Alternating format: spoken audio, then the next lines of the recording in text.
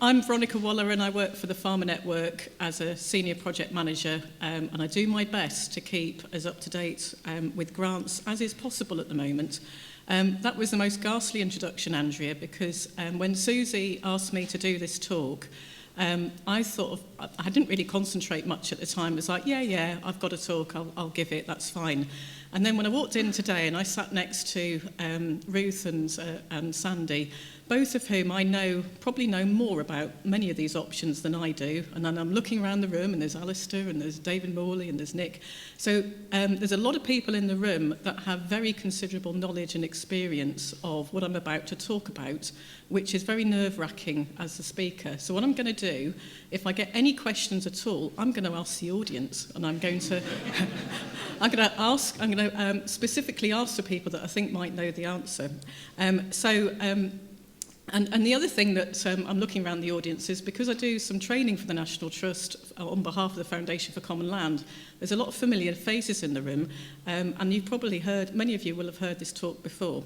So if you do want to go to sleep for the next 3/4 of an hour, please feel free, and if anybody asks difficult questions, I will be asking the audience.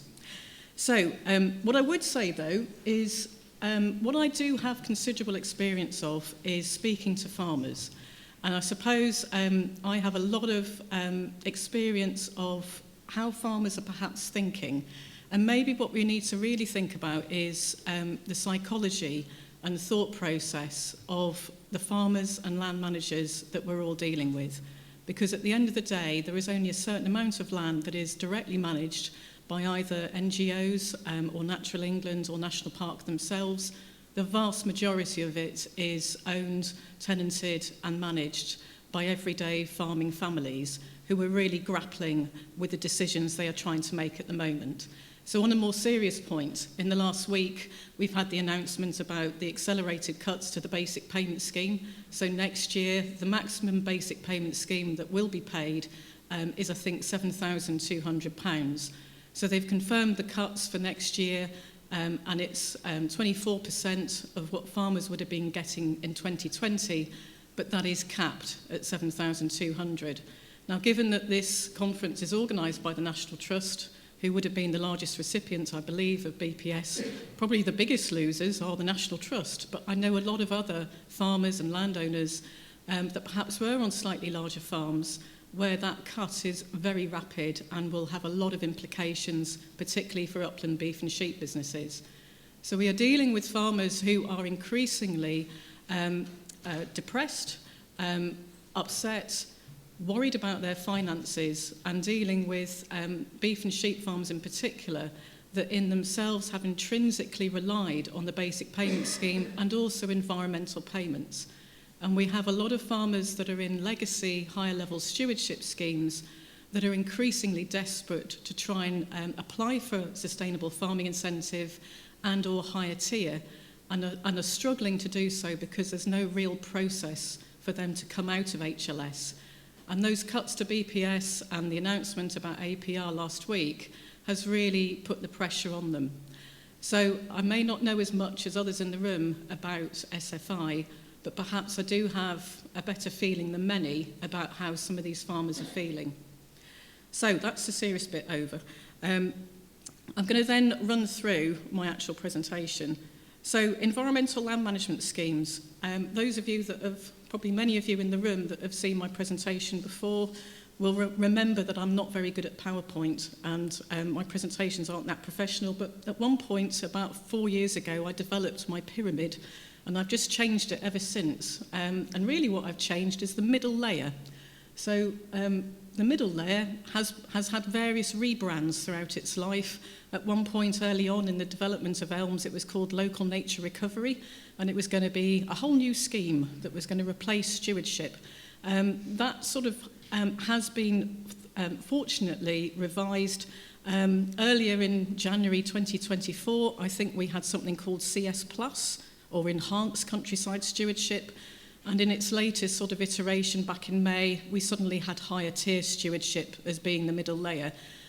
So the middle layer's had a few rebrands, but apart from that, we've had the basic elm structure for some time now. Sustainable farming incentive, the broad and shallow scheme that's supposed to be accessible for most of farmers, higher tier stewardship for land of higher environmental significance, such as triple SIs, and landscape recovery. What traditionally perhaps I've called the inaccessible pinnacle for most single farms, but there are examples now coming out of landscape recovery schemes and interesting examples that the National Trusts themselves are developing. So that's the basic structure of the ELM schemes, but the one I'm going to concentrate on today, because it's the one I've got maximum information about, is sustainable farming incentive. Now, just for those of you that don't do it every day, which many of you do, a few sort of basics about SFI. Theoretically, it's an online application. Just at the moment, we understand that the Rural Payments Agency is literally hand-checking, I think, every application, and it's being dealt with on an expression of interest basis, and they are inviting farmers and land managers to apply. So as of the moment, it's still not a point and click on your Rural Payments Agency account. You do have to put in an expression of interest. But actually, it is an easier application process, and farmers can do it themselves, or many of them perhaps did last year. It has become more complex this year and more difficult to understand the options for your business. But it is an online application using the Rural Payments Agency account. The other thing about it, it is run by the Rural Payments Agency, and I keep saying to farmers, the Rural Payments Agency is not Natural England. They are not there to decide or have any flexibility about SFI. SFI is a point-and-click application. You look at the options, you decide whether they're right for your farm. There's no discussion about stocking rates or anything. It's either that option or it's not. And the RPA are paperwork pushers. They are not there to decide on whether the application is right or not. It's got to fit their procedures and their systems. And that comes to record keeping and checks as well. So you need to, the other thing I say to farmers a lot, it's not about just how you apply, it's how you comply with the record keeping. And that's a big game changer as well for farmers who are used to the basic payment scheme where you just apply by 15th of May every year, and providing you do cross compliance, that's it, you get your payment. SFI is not like that. You have to keep records, you have to make sure that you are meeting the prescriptions and you're meeting the aims of each option, and that you can show that you're doing it and send those records to RPA if you're asked. The other thing which I was asked Jim earlier on, I know Jim's going to ask me very difficult questions because I asked him some earlier. I should have remembered he would still be in the room afterwards.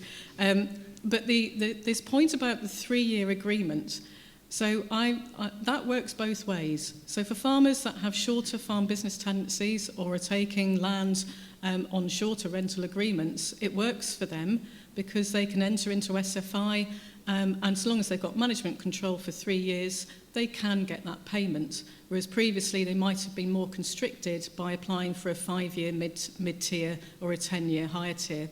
But it works both ways.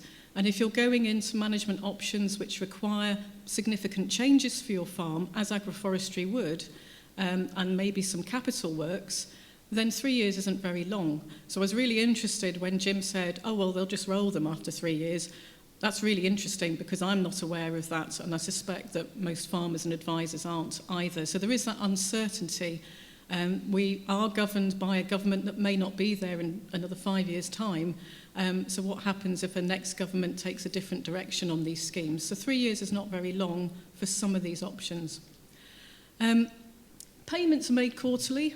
That helps cash flow, and cash flow is a problem on farms, particularly beef and sheep farms, where you tend to get real peaks and troughs in income. So quarterly payments does make a difference to farmers. And you can have more than one SFI agreement. Now this part of my slide keeps changing. It did say you can have more than one SFI agreement and you can add land and add options to your existing agreements once a year.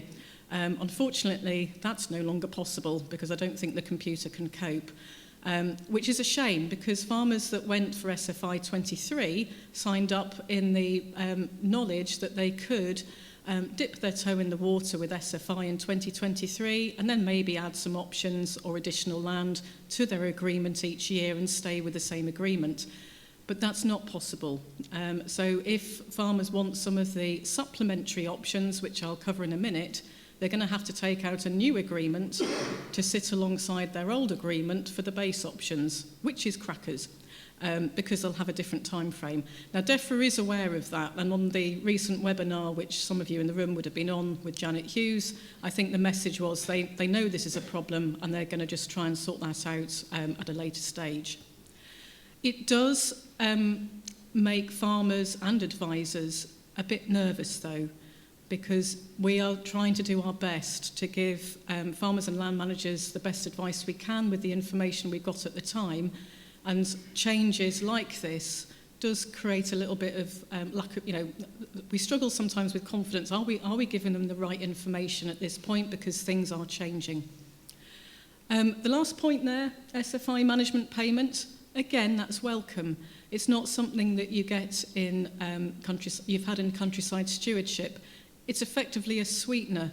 It's there to help farmers with the botheration of getting their heads around SFI and potentially to help pay for an advisor if they need help with their application.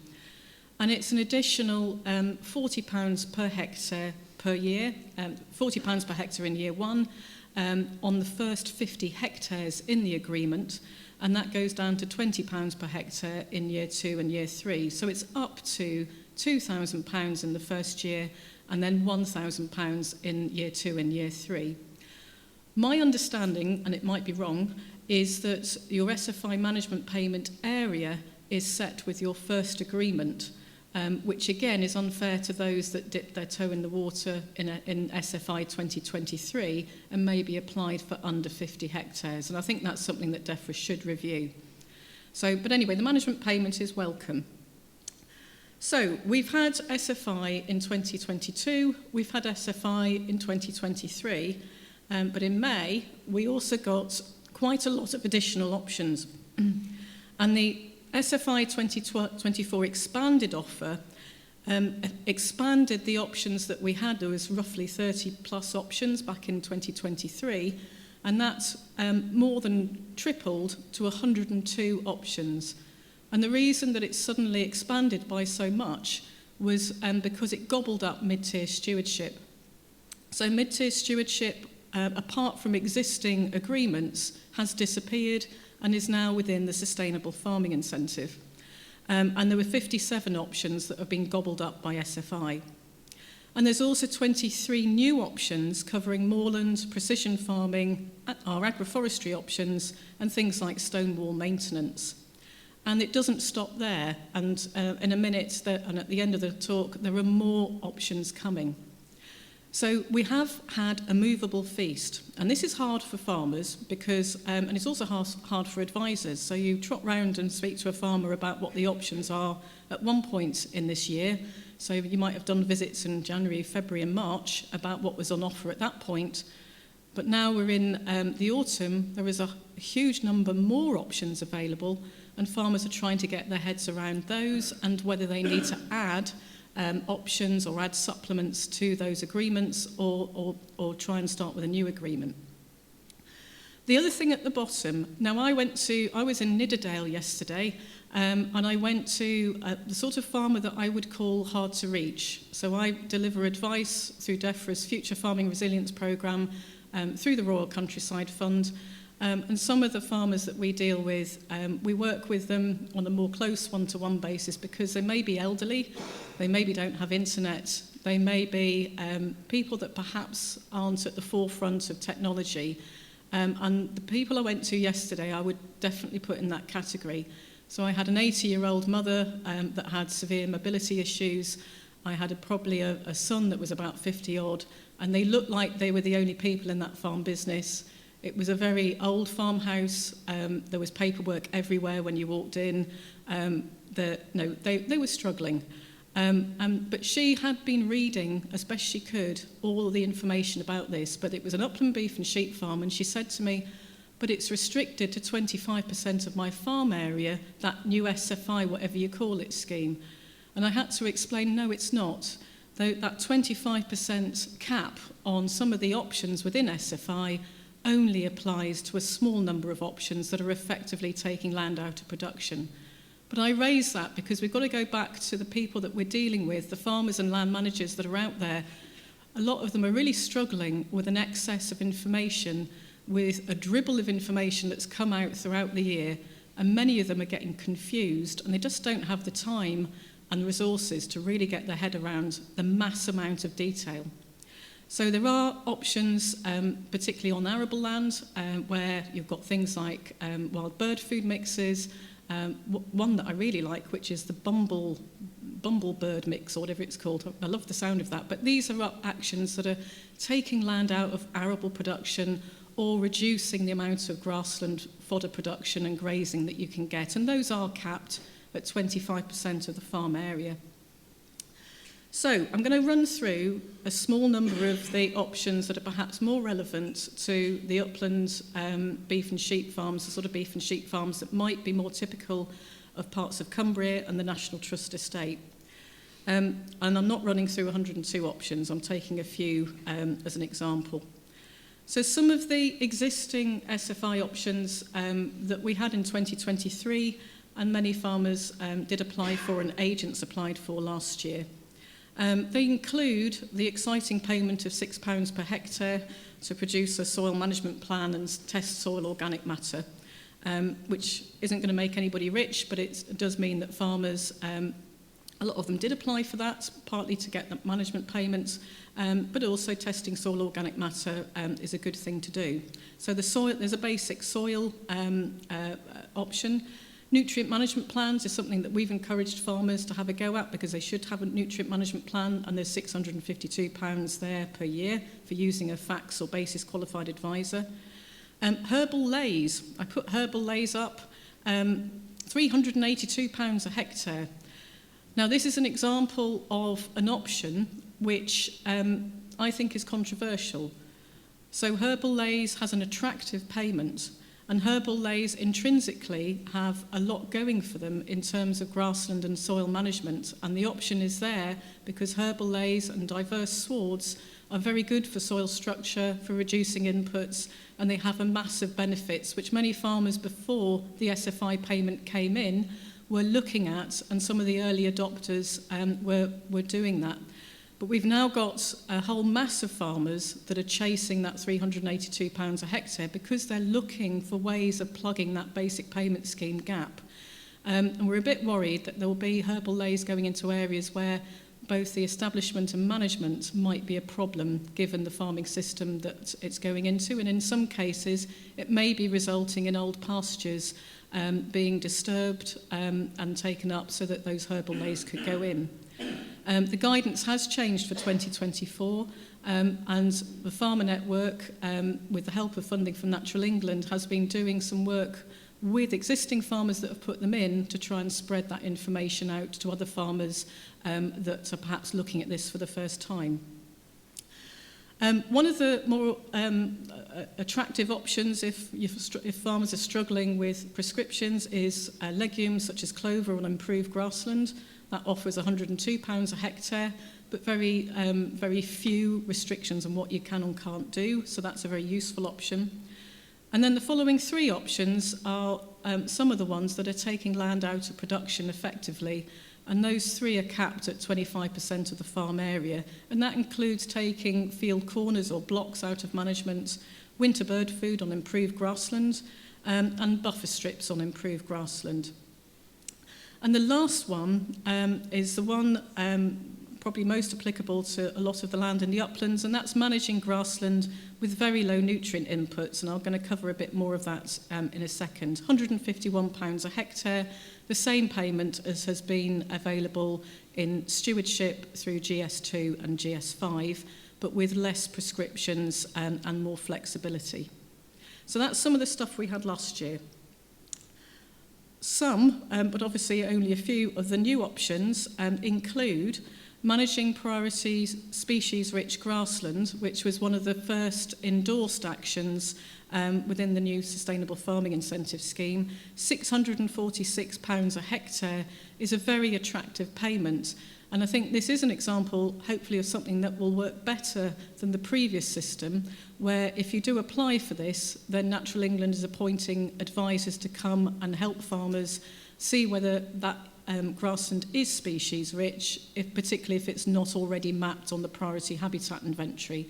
So I think that gives the opportunity to farmers who've maybe had species rich meadows and species rich grassland to take advantage of that higher payment, even if it hasn't previously been mapped. So that's a very useful and interesting option. The next one, habitat strip next to watercourses, 5-year option at £742 a hectare. That's an option on improved grassland, which requires livestock removal, but doesn't necessarily require planting. It can allow the trees and shrubs and scrub to regenerate naturally. So that, again, is something that farmers might want to consider next to watercourses. And the last one there is the various supplements to the low-input grassland option, which I'm going to cover in a minute. Now, my next few slides, I'm going to run through quickly because they were covered this morning, and also it's way outside my comfort zone. So the reason one of the reasons I'm here, apart from being asked to do this talk, was because I really am clueless about agroforestry, and I need to understand more about it because I am getting asked about agroforestry. So the other day, I'm not going to use his correct name because he could be identified, but I had a call from a farmer in South Cumbria that was sort of saying, Veronica, I've read about agroforestry. What is it? Does it apply to my farm? Who do I get advice off? And I had to sort of say, I know what the payment rates is, but that's probably the limit of my knowledge. I'm coming to a conference today, and after today, hopefully I'll get back to you and tell you what to do next. But that's probably where a lot of farmers are at. They've heard the word, but they don't really understand what it is. So I've got a couple of slides here about the agroforestry options, but they've really been covered this morning. But just to reiterate those, the two that are in SFI, very low density on less sensitive land at £248 a hectare as an annual management payment, going up to £385 a hectare with the low density option. This was covered earlier on, but the aim is to reduce soil erosion and flooding, improve water and air quality, provide shelter, contribute to carbon capture and storage, and everything else that was covered earlier. Again, this was discussed earlier. It's only on less sensitive areas, not in national parks and national landscapes or on any sites with environmental designations. And people were talking this morning about the fuzzy map. That's a screenshot of the fuzzy map, which I took last night, actually, Jim. So it was working last night, but that was the best I could do. I would say that if you look at the whole country and the north of England, actually Cumbria's probably got some of the least areas designated as low sensitive, because obviously we've got so many environmental designations and national parks and national landscapes. My friend in South Cumbria may or may not be at the blob in the bottom.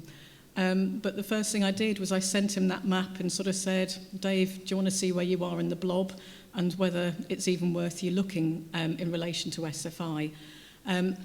So I'd say the level of awareness of that map, again, is low amongst farmers and maybe amongst advisors as well. But much of Cumbria is not eligible for agroforestry with an SFI. But elsewhere in the north of England, there is an awful lot more, particularly as you get into Northumberland. So it is an interesting option, but for much of Cumbria, it's probably only available within higher tier at the moment. And I think there probably is a case for it to be looked at as an endorsed action within SFI, as Sandy was suggesting earlier on. So I will keep going. I'm going to just run through next some of the new supplements that have turned up this year for low-input grassland and the moorland options, because although many of you are here to look at agroforestry, it's also seeing what other options farmers are thinking about and how they're putting together a jigsaw puzzle on their land as to what options are right for their business, the environment, and the payments that they will get as a result of that. So the low-input grassland option is an option that's being considered in a lot of upland farms. Those are the restrictions. Apply no more than 12 tonnes per hectare of cattle farmyard manure or the equivalent in fertiliser.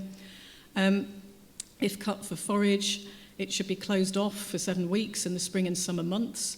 And interestingly, a difference with stewardship is that they don't stipulate those dates. We're used to 15th of March to 30th of June as a closed period for agricultural operations, and this is more flexible. And it's also more flexible in allowing supplementary feeding, providing you take measures to reduce poaching and bare ground. And that's quite a game changer for some farmers that may not have put some fields into mid-tier because they wouldn't allow supplementary feeding. What I do say to farmers is that you've got to think about the action's aim, and that if you've got a sheep-nibbled bowling green for the whole year, it maybe doesn't meet the action's aim. And interestingly, somebody said to me the other day that rotational grazing may not meet that action's aim if it's very grazed down and mob grazed. So just always with SFI, think about the aim of the action, not just the regulations associated with it. So we've had that one in 2023, but what's new is the supplements. There's 2 haymaking supplements, depending on whether you close off for 9 weeks or 8 weeks. And those are supplements on top of the £151 a hectare. So you can either, if you've got some fields that are going into haymaking supplement, you could get £308 a hectare if you close for 8 weeks, or £337 a hectare if you close for 9 weeks. And the cutting dates in the higher payments are mid-July, whether you're in the uplands or outside the severely disadvantaged area, but it's mid-July, whatever, if you're in the uplands. So that is an attractive supplement for those that are making hay or haylage, and that makes a difference. Another interesting option within the national parks and national landscapes is the native breeds at risk on grazed habitats option, snappy title. Now the native breeds at risk, there is an official native breeds at risk register that was consulted on earlier this year. We were worried that the herdwicks would come off the list, but they have stayed on. The list includes sheep breeds, cattle breeds and pony breeds. One of the problems is, though, the record-keeping requirements, particularly for females, and that is something which at the moment we don't think the Herdwick Sheep Breeders Association can qualify for, but neither can quite a few sheep breeds that are on the at-risk register, because traditionally they would only register the males. So there is an issue here with record-keeping requirements which needs to be sorted out with DEFRA, because this supplement is valuable. And if it could be applied on top of the low input grassland, you've got £151 of low input grasslands plus £92 a hectare or £146 a hectare in this native breeds at risk supplement. And that applies to cattle as well. So if you've got, say, belted Galloways or highlands grazing areas that are in low input grassland, you should be able to get this supplement as well. So we need to sort out the sheep breeds in relation to this supplement. It could be very valuable, particularly in areas like the Lake District. And there are other supplements. There's a cattle grazing supplement of £59 a hectare if you have at least 60% on average of the livestock units on those parcels of land that are cattle. And there's a lenient grazing supplement. In a minute, I'm just going to talk a little bit about how some of those supplements work. But I'm going to just cover a little bit about moorland and scrub. So one of the other options, probably more applicable to upland farms, is scrub creation and scrub management. With creation, £588 per hectare per year without grazing at all, and managing existing scrub with light cattle grazing and no sheep, £350 per hectare. Again, it's part of the jigsaw puzzle of building up an agreement for an upland farm. I'm going to move up the hill, up to moorland. Now, on moorland, it's all about stacking. We've had an existing moorland survey for since 2022, and that provides £10.60 per hectare and £272 per year, surveying 1 point every 10 hectares. And farms that are already in stewardship can apply for that moorland survey payment, and on common land there's an additional £7 per hectare, and commons require an internal agreement to apply. So this isn't a huge payment, but on the sort of areas that we have in the Lake District where we have a lot of fell land, it does add up, and it's one of the few ways that farmers have been able to get additional payments if they're already in higher level stewardship. There is a Foundation for Common Land app. Many of you were at the Commons conference earlier in October, and using an app or a tool to keep those records is probably the only way to avoid madness. So I would recommend using an app or some way of keeping those records if you're going to do that survey. So we've already had that. So think £10.60 per hectare or £17.60 per hectare if you're on a common, and you can do that survey, and then you can stack that with some of these new moorland options. So these came out in May, and you would choose one of these three stocking rates. They're not negotiable. This is SFI. It's a standard stocking rate across the whole of England. So farmers have to choose between moderate livestock grazing at less than 0.16 livestock units per hectare at any time, or low livestock grazing at less than 0.08, or limited livestock grazing at less than 0.04. Now, interestingly, the less than 0.04 is less than the sort of natural England target of less than 0.05 in areas like the lakes. But this isn't negotiable. You have to choose one of these options. Is it £20 per hectare, £53 a hectare, or £66 per hectare? And it depends on what you can cope with on your farm and the environmental restrictions that might be on there. Livestock units, there is a conversion chart. I would just pull out of here, because I'm getting increasing discussion about this. There is a difference between heavier sheep and more hill-type sheep, which needs to be considered. So your Swaledales and your Herdwicks and your Dalesbreds, they'll come in the 0.08 livestock unit category, but bigger sheep, like the Cheviots, and there are more and more upland farmers that are using Cheviots, may get into the lowland ewe and ram category at 0.12. So it's just something, bit of boring detail, but it's quite important. So these supplements move on to a cattle supplement, again on moorland. Depending on the proportion of livestock units, there's either a £7 per hectare or up to a £32 per hectare supplement. And remember, these are on individual parcels of land.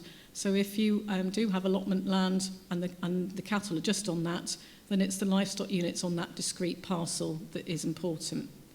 And again, there is a native breeds at risk supplement at £7 per hectare or £11 per hectare on moorland. But again, we've got the problem with some of the sheep breeds.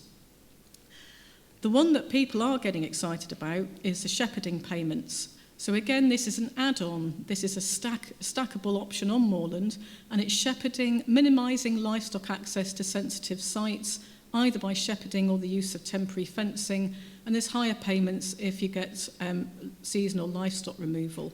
The farm I was on yesterday, they were restricted. They thought they would qualify for the 6 months livestock removal at £45 per hectare.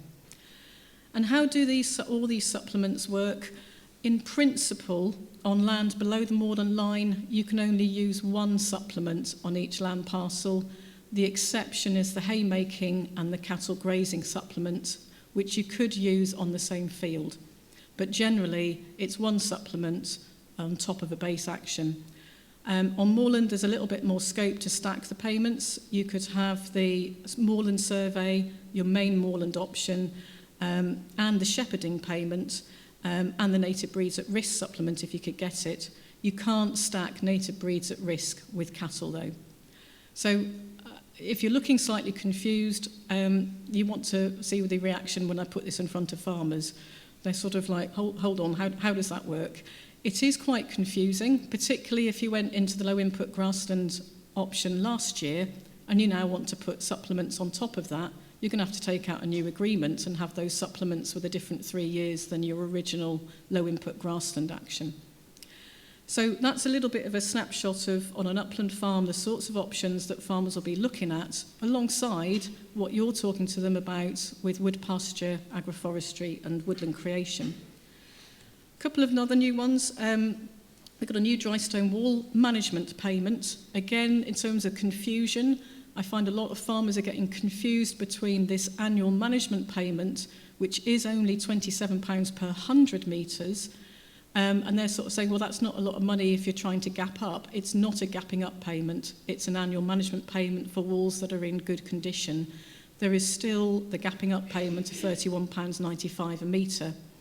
And the other thing I would stress here, coming back to my point about it's not about how you apply, it's also about how you comply. How do you keep these records of all these walls that they are being maintained in good condition? So you've got to think about the record keeping and what stress that might put on the farmer that you're helping apply for. The hedgerow options have been around last year as well as this year, and they haven't changed, although the payment rates went up a little bit earlier in the year.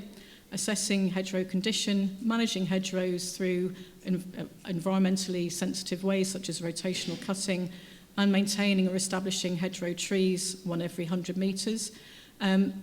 Again, encouraging farmers to apply for that payment, but bearing in mind that they need to keep the records about how they're doing that management and doing the assessment. I've got an example here of what does that payment maybe look like on a possible farm. This one is from the Forest of Woodlands, so it probably doesn't look like some of the farms in the lakes. It just is a snapshot of the sorts of calculations that farmers are doing. Now, this farm is a real farm, and it was in higher level stewardship, and I think they were getting about £19,000 from their higher level stewardship agreement. They wanted to come out of high level stewardship and go into SFI because probably it would get them about 28 grand. And some of these figures may not be quite right, but it gives you an idea of how farmers might look at these options. So there was the low input grasslands payment of £151 a hectare.